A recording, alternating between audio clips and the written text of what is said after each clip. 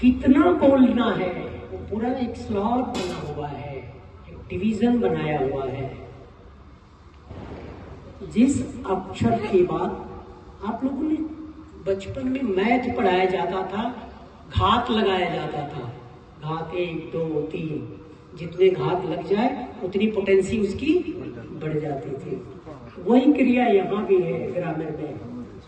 यहाँ क्या कहते हैं, स्वरित, दीर्घ, प्लुत, ह्रस्व, यह व्यवस्था है ग्रामर में। किसी अक्षर के बाद यदि कोई चिन्ह नहीं लगा है, सामान्य स्वर।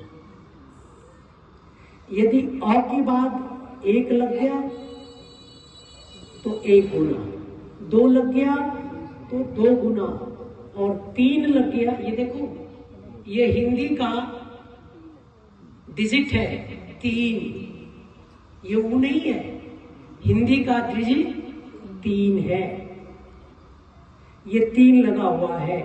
तो इसका मतलब है ओम को 3 time long and loud chant, सामान्य गति से उसको 3 गुना उच्च स्वर से और लंबा उच्चारण करना है।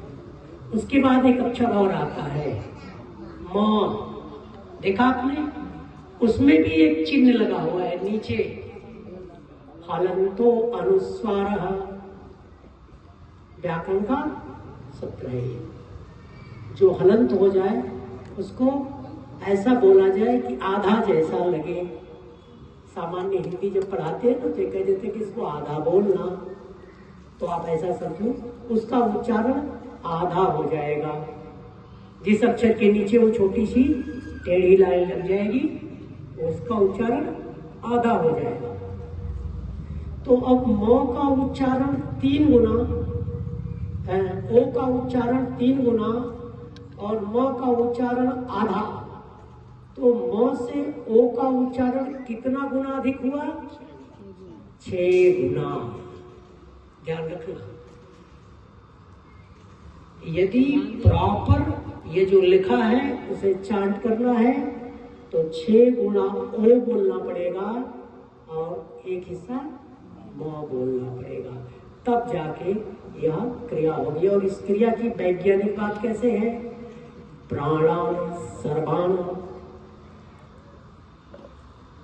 प्राण यदि चेतस्यातः प्रणवः, समस्त प्राण को लगा के प्राणान सर्वान, यानी पूरे लंग्स में, फेफड़े में श्वास भरो पूरा, और उसके बाद चैतन्यता पूर्वक, चैतन्यता पूर्वक यह ओम का उच्चारण है। ओम अर्थात जो ओमिनी प्रेजेंट, एक एक कण में विराजमान है, उसका उच्चारण कर रहे हैं। तो समस्त श्वासों को भरो पूरा, फेफड़े पूरे फुल हो जाए, उसके बाद जोर और लंबे गति से उच्चारण करो, तब उसका नाम प्रणव होगा। सभी लोग एक बार प्रैक्टिकल करो मेरे साथ, आ जाओ। लंबा श्वास भरो और देखो, इधर देखो मेरी तरफ, ये आंख है ना, बंद कर लेना थोड़ी देर को, और कितना बढ़िया बोल रहे हो वो ये भीतर भीतर सुनो। जितना बढ़िया बोलोगे उसका एक और साइंटिफिक लाभ मिलता है, वो कल बता दूंगा। श्वास भरो,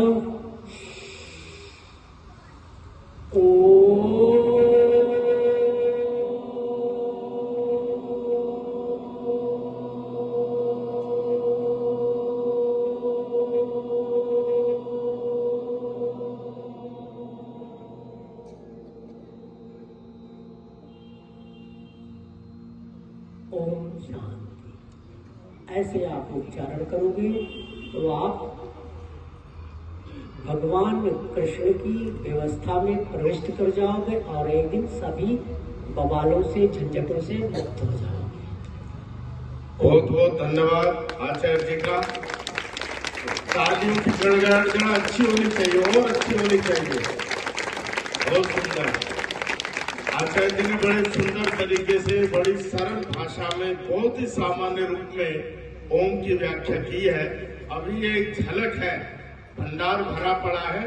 मैंने आचार्य जी को कहा, मैंने कहा भंडार हमको दे जाओ, आपके तो आश्रम में फिर भर लेगा। ये इतना ज्ञान का भंडार है कि अभी कुछ भी नहीं मिला है। अगर आप लेना चाहते हैं तो कल और अधिक संख्या में आइए, तब ज्यादा लाभ होगा। कल की सूचना है, प्रातः काल 8:30 से 8:30 ही है ना, 8:30 से 10:30 बजे तक यज्ञ होगा। पहले आप सभी परिवार में यहाँ आमंत्रित हैं। यहाँ से यज्ञ करने के बाद यहाँ से आर्य समाज जाने का हम समय देंगे आपको 15-20 मिनट, और ठीक 11 बजे से 1 बजे तक वहाँ भजन और प्रवचन का सत्संग चलेगा और सुंदर आकर्षक कार्यक्रम कल का रहेगा। आप लोगों का कल का और समय हम मांग रहे हैं, आप अधिक से अधिक संख्या में आए, बच्चों को लेकर आए। 1 बजे के बाद प्रीति भोज रहेगा। प्रीति भोज आप लोग अवश्य ग्रहण करेंगे।